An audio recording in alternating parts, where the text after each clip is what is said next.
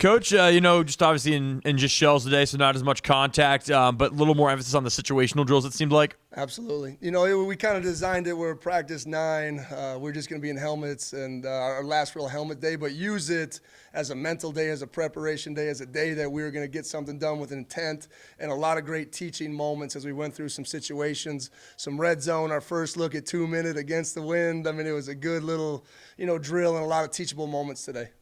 The juice? The juice, okay? Great ones, okay? And this guy's been showing up a lot at tight end, and it's always great to say tight end, but Cooper Mathers, he had a bunch of big plays the other day, and he was great in the red zone.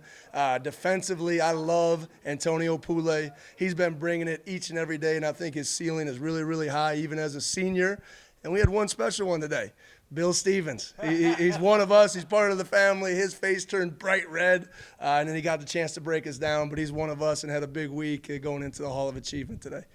Just in general, was it kind of tough to get the guys, you go full speed Thursday and then kind of back to a lighter day today? Was it kind of tough to get them to kind of change their mindset and remember, hey, we're not blowing guys up today. We're not going full speed in terms of contact? Well, I think great teams can really accomplish things in helmets and spider pads, and I think that shows some maturity. And we talked about this morning.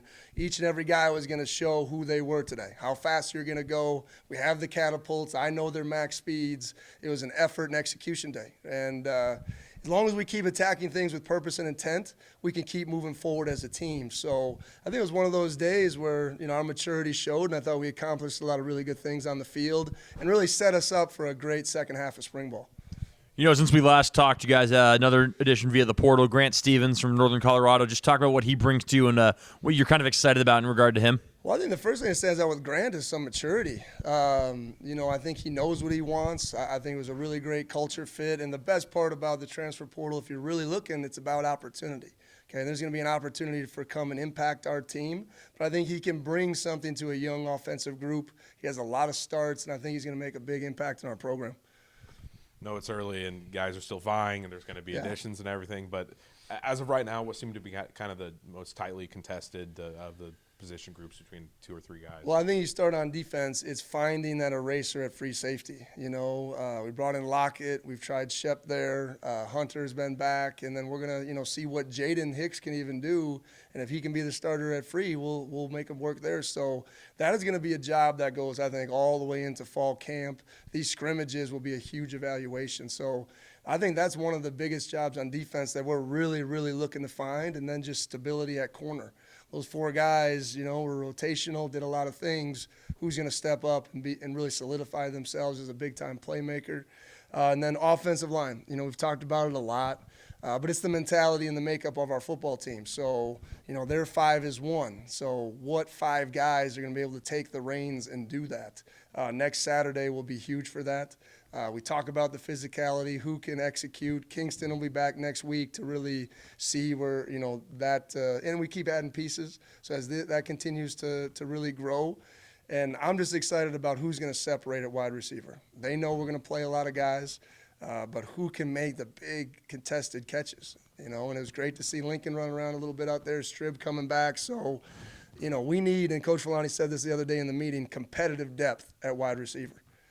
So a guy knows if you make a mistake, all right, come stand by me. Next guy's going to be in, and then he's going to have an opportunity to go make some plays. So I think those are the positions that we're really focused on, really, as we finish spring ball and all the way into fall camp.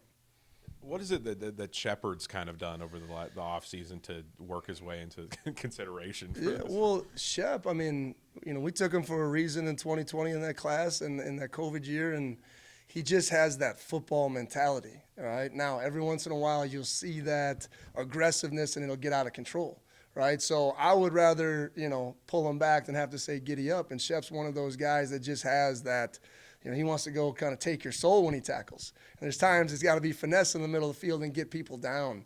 But he is a football kid. He's tough. He's hard-nosed, and it's in his blood. So I'm just excited with what Shep can do really going forward. But when he's out there, you feel him. And I love those type of guys.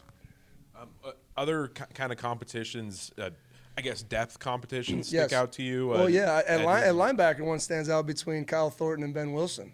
I think both guys are vying for positions. And, we definitely want to rotate at linebacker and who's going to be in there, obviously with Dayon and who can spell and be ready. And I think that's one of those little competitive spots that's happening. Our defensive tackle group, Tyler Gary Harris has really done a good job. Nusi Milani has added a pass rush element that was desperately needed from the inside. Who can hold a point, who can be physical. So some of those guys will really sort out too. And then, I think all the way through fall camp, that tailback position, who can we count and rely on to make some plays? And that'll be getting JoJo back. That'll be adding some of our freshmen. So that'll be a position that'll be sorted out all the way till game day. Last thing, anybody just through these 9 practices emerged as somebody just during spring camp as like, oh, wow, like this person might be competing for like actual game time? I've said this a lot. Jack Wilson's really the first one that stands out to me, and he stands out to everybody because he's 6'10", right? But you see him out on the field and he just keeps getting better. But it's not always perfect, but Jack's inner makeup wants to be great and he wants to do it. And Coach McGuire and myself can coach those type of guys every time, so we're looking for big things from Jack and just his continued development. Like you see flashes of what it can be. This is also a guy that just started playing football last year. So, those are the type of stories that you need in a football team, in a football season, just so you look back and you go, wow, that guy made a huge impact, and I think he can be one of those guys. Got a couple off the wall questions, human interest type stories we're doing. All right. I need the best nickname and the best tattoos on the team. Oh, my goodness, you put me on the spot. Yes, I am. The best nickname. Holy cow. Man, I'm really out there on that one. That's I don't even know if I can say. I know Lily with the tattoos with his wings. I mean, he's probably got the best one. Tattoo, that one stands out to me for sure. But best nickname. Bill, you got one off the wall out there? No. RJ. That right off the top, RJ. No, I can't think of a big nickname off the top of my head. And I know as soon as I walk out that door, I'll have one for you. Yeah.